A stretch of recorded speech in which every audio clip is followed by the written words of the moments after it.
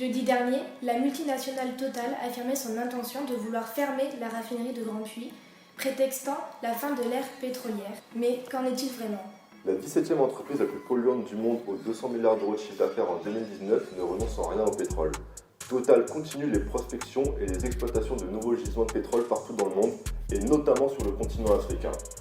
Total est impliqué activement dans la déforestation de réserves naturelles en Ouganda pour la construction d'un pipeline de plus de 1500 km de long, chauffé électriquement sur toute sa longueur pour que le pétrole brut visqueux puisse s'écouler à l'intérieur de ces tubes. Ce pipeline est d'ores et déjà un désastre pour les populations locales, mais aussi pour la faune et la flore. Dans ce même pays, Total est en train de construire une raffinerie qui sera opérationnelle aux alentours de 2022-2023. Et plus largement, des investissements colossaux sont réalisés par Total sur le continent, notamment dans le golfe de Guinée et au Nigeria.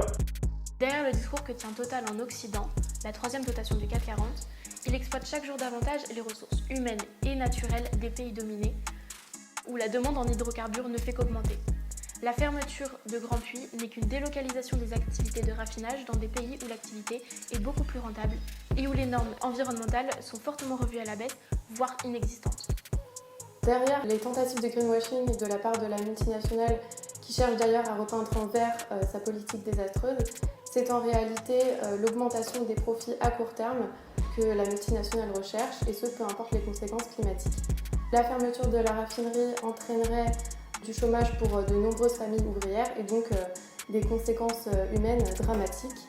Par ailleurs, cette fermeture de raffinerie, en réalité, il y aura une augmentation des importations de pétrole en supertanker et donc par la suite, une augmentation du nombre de camions sur la route. Or, on sait très bien que les camions sur la route, c'est une des premières causes de l'augmentation du gaz à effet de serre en Hexagone.